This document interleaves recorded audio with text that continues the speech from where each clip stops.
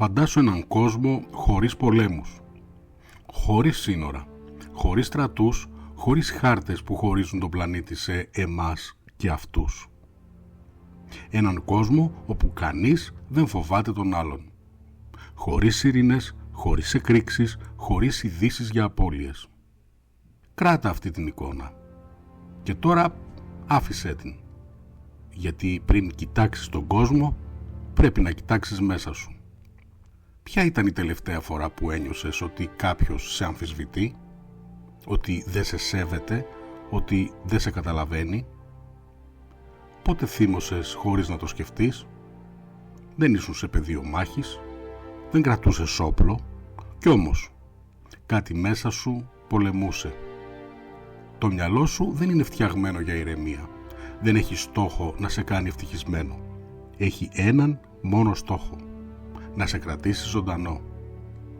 Για χιλιάδες χρόνια αυτό σήμαινε να εντοπίζεις απειλές, να αντιδράς γρήγορα, να ξεχωρίζεις φίλους από εχθρούς. Αν καθυστερούσες, πέθαινες. Αν εμπιστευόσουν λάθος άνθρωπο, πέθαινες. Αν χαλάρωνες, πέθαινες. Έτσι, ο εγκέφαλος έγινε καχύποπτος, ευαίσθητος, έτοιμος να αντιδράσει. Και αυτός ο μηχανισμός δεν εξαφανίστηκε. Απλά άλλαξε πεδίο μάχης. Σήμερα δεν κινδυνεύεις από θηρία, αλλά το μυαλό σου συμπεριφέρεται σαν να κινδυνεύεις.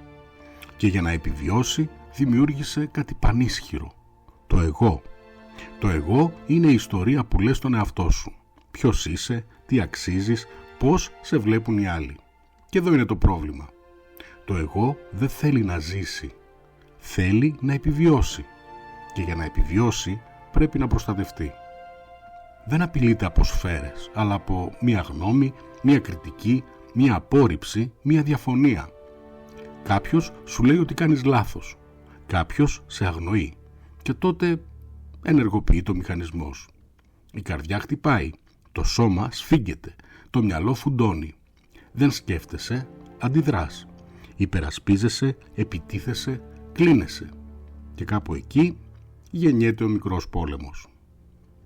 Και τώρα πάρε αυτό που μόλις είδες και μεγάλωσέ το. Ένας άνθρωπος γίνεται ομάδα. Η ομάδα γίνεται κοινωνία. Η κοινωνία γίνεται κράτος. Και το εγώ γίνεται εμείς. Και το εσύ γίνεται αυτή. Και τότε ο ίδιος μηχανισμός γίνεται ιστορία. Τα κράτη φοβούνται, αντιδρούν, προσπαθούν να ελέγξουν και λένε: αν δεν κινηθώ εγώ, θα κινηθεί ο άλλος. Και κάπως έτσι ξεκινούν οι συγκρούσεις. Όχι επειδή κάποιος θέλει πόλεμο, αλλά επειδή φοβάται. Και υπάρχει κάτι ακόμα πιο επικίνδυνο: η πεποίθηση ότι εμείς είμαστε οι καλοί. Γιατί τότε όλα δικαιολογούνται. Βία, καταστροφή, επιθετικότητα. Όλα βαφτίζονται αναγκαία. Το εγώ θέλει έλεγχο, αλλά ο κόσμος δεν ελέγχεται. Και όσο προσπαθείς να τον ελέγξεις, τόσο αυξάνεται ο φόβος.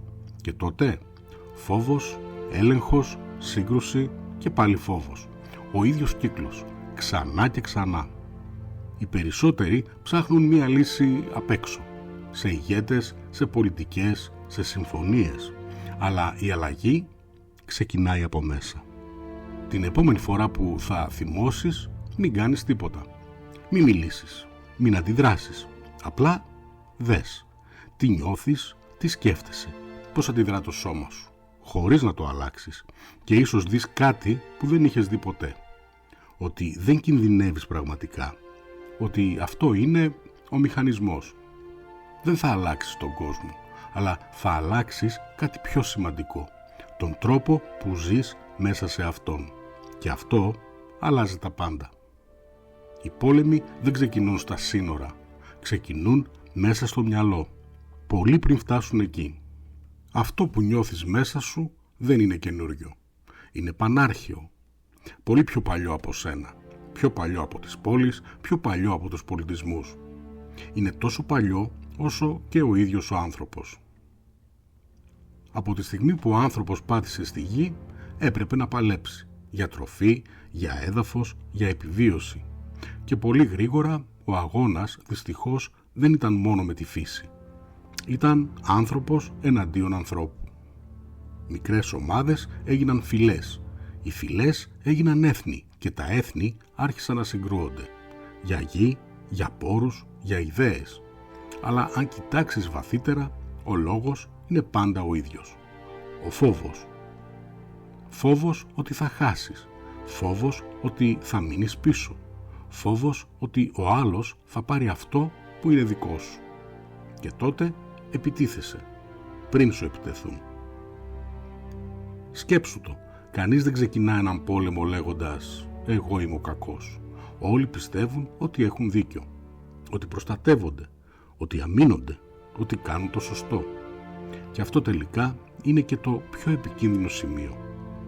Γιατί όταν είσαι σίγουρος ότι έχεις δίκιο, δεν αμφισβητείς τον εαυτό σου. Και όταν δεν αμφισβητείς, δεν σταματάς. Από τις πρώτες συγκρούσεις με πέτρες και ξύλα μέχρι πολέμους με όπλα που μπορούν να αφανίσουν τον πλανήτη, ο μηχανισμός είναι ο ίδιος. Δεν άλλαξε, απλά έγινε πιο ισχυρός. Και εδώ έρχεται το μεγάλο ερώτημα. Μπορεί αυτό να αλλάξει? Είμαστε καταδικασμένοι να πολεμάμε ή μήπως μπορούμε να σταματήσουμε? Η απάντηση δεν είναι απλή. Και αυτό γιατί δεν είμαστε μόνο λογικά όντα. Έχουμε μέσα μας βαθιά χαραγμένα ένστικτα.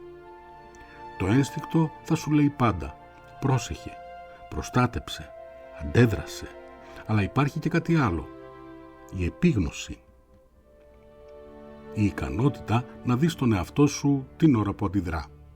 Να σταματήσεις έστω για ένα δευτερόλεπτο και να επιλέξεις. Δεν είναι εύκολο, δεν είναι άμεσο και σίγουρα δεν είναι μαζικό. Αλλά τουλάχιστον είναι η αρχή. Γιατί κάθε φορά που κάποιος δεν αντιδρά, ένας μικρός πόλεμος δεν ξεκινά. Κάθε φορά που κάποιος ακούει αντί να επιτίθεται, ο κύκλος πάει. Δεν θα εξαφανιστούν οι πόλεμοι αύριο.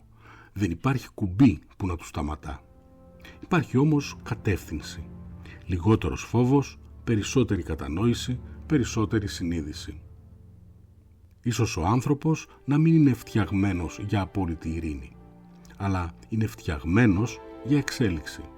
Και κάθε φορά που καταλαβαίνει τον εαυτό του έστω και λίγο περισσότερο, απομακρύνεται από τον πόλεμο. Οπότε η πραγματική ερώτηση δεν είναι θα σταματήσουν ποτέ οι πόλεμοι, αλλά θα σταματήσω εγώ να δημιουργώ τον δικό μου. Γιατί ίσως εκεί ξεκινάνε όλα και ίσως εκεί μπορούν και να τελειώσουν. Αν αυτό το επεισόδιο σε έκανε να σταματήσεις έστω για λίγο, τότε πέτυχε το στόχο του. Κάνε μια εγγραφή στο κανάλι και μοιράσου το με κάποιον που το χρειάζεται. Μέχρι την επόμενη φορά να είσαι καλά και να συνεχίσεις να αναρωτιέσαι.